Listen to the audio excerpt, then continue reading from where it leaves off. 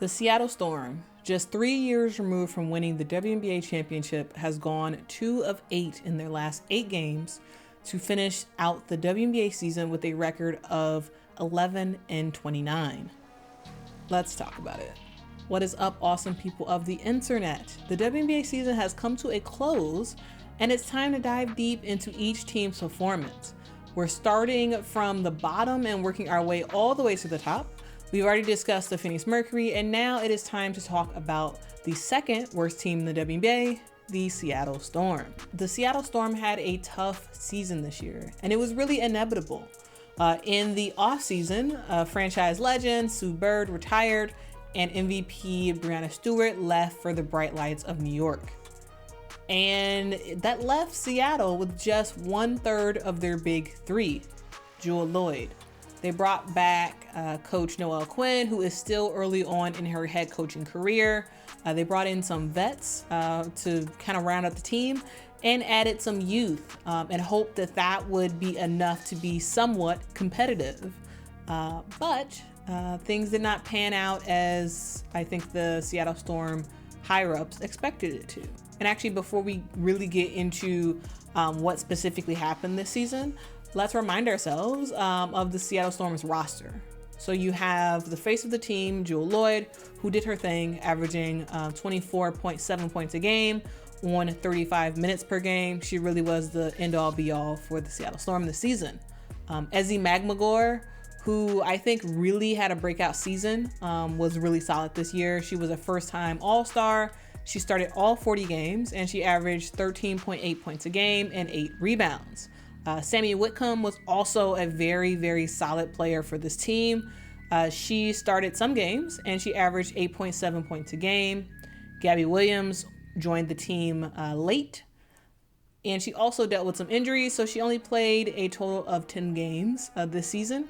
But the games that she played in, she was a spark for the team, and she averaged 8.4 points a game. Jordan Horston, the rookie, she really impressed me, and she impressed a lot of other people this season. She was a really solid overall player, and she was able to contribute meaningful minutes to the team as a rookie. She averaged 6.9 points a game. Kia Nurse, the vet, started half of the games and averaged 5.9 points a game. Mercedes Russell averaged 5 points a game and 4 rebounds, playing around 20 minutes a game. Dulcy, Fankam, Mendjiadeu averaged 3.9 points a game, and she was the most efficient for the team, shooting 52% from the field. Joyner Holmes averaged 3.2 points a game, even starting 2 games this season. Jade Melbourne averaged 2.6 points a game in 10 minutes played. And Yvonne Turner averaged 2.5 points a game in around 9 minutes a game. So maybe you're asking what went wrong for the Seattle Storm. And if that is what you're wondering, I would say, did you just listen to the stats that I just said? Because the Seattle Storm's downfall was the fact that they were carried by Jewell Loyd, Jewell Loyd was really good this season.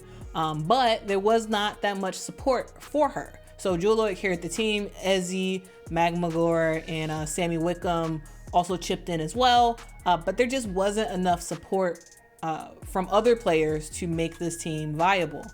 If Gabby Williams was available throughout the entire season, I do think things would have been a bit different because Gabby Williams is a game changer for the Seattle Storm.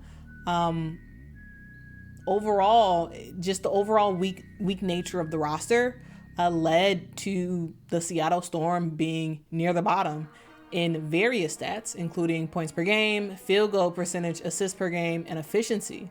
Like, they were not very good. They only averaged 78 points a game. They had the worst field goal percentage in the league. They only had 17.7 assists per game. They were the second worst in efficiency with negative 5.6. So it was bad. And they were the second worst team in the league. So overall, the season was bad for the team. But it wasn't all doom and gloom. Jewell Loyd had a breakout season this year. She emerged as the league's top scorer this season. And also she decided to re-sign with the Seattle Storm, which is for sure a beacon of hope for this team because, having a player like Jewell Loyd stay with this team is huge for the fans.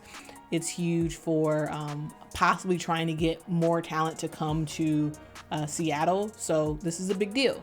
Even though the year itself wasn't that great, Jewell Loyd played great. She was really phenomenal.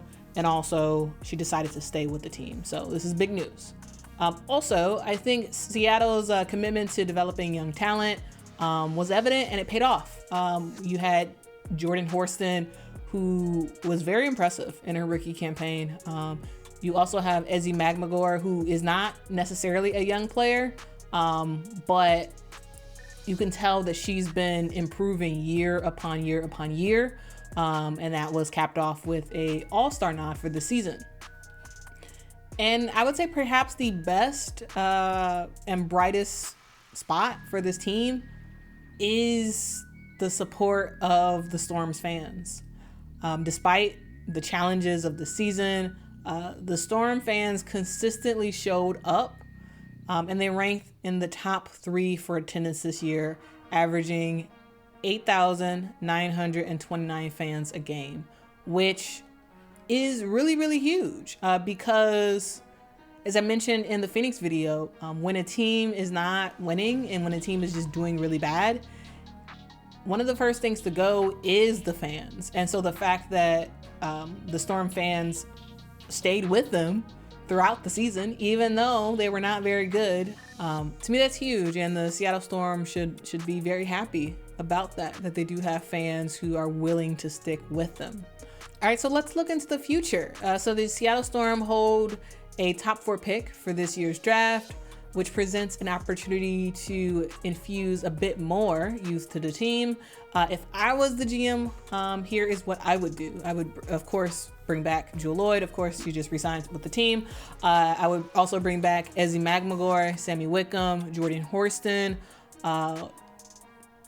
possibly Dulcy, Gabby Williams. I would sign Kennedy Carter. And I would also see if I can grab a small forward or power forward with the top 4 draft pick. If we have the first draft pick, I would probably just pick Cameron Brink and then see if Cameron and Ezi could work together in the post. If Gabby Williams' availability remains uncertain, like if it seems like she is going to miss the first half of the season, I would probably consider signing a player like Aerial Powers. All right, guys, here's a quick update. After filming this video, I found out that Gabby Williams has decided to sit out the upcoming season. So that changes quite a bit. Don't worry about Gabby Williams anymore. She will not be in the WNBA in 2024. All right, back to the video. The Storm should also explore the possibility of attracting some sort of established players to come to the team. For example, like a Brittany Griner or a Nneka Ogwumike to join the Seattle Storm. And a thing to really have in mind is that the Seattle Storm is a legacy WNBA team with a big WNBA fan base. And remember, they're also building a training facility. So Seattle is a very attractive place to go for top players. When I kind of think about the amenities that players will have and sort of the culture and atmosphere around the teams, I would say, it's Las Vegas and the Aces, it's the New York Liberty, and I think I would say it's the Seattle Storm.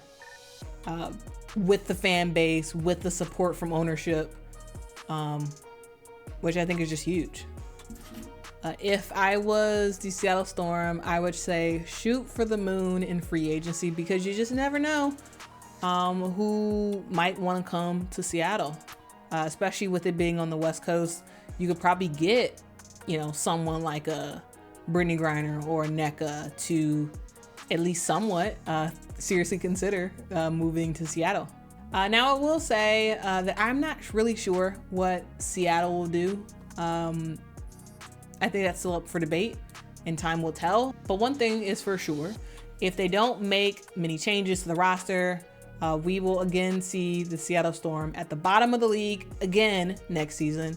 And also we'll have Jewell Loyd continue her amazing run of scoring and doing all this amazing stuff. But it won't matter because our team will not be in the postseason if they don't make significant changes to this roster. They need to get, players. They need to get vet players who are really good. And they need to try to sign someone either to a supermax or close to a supermax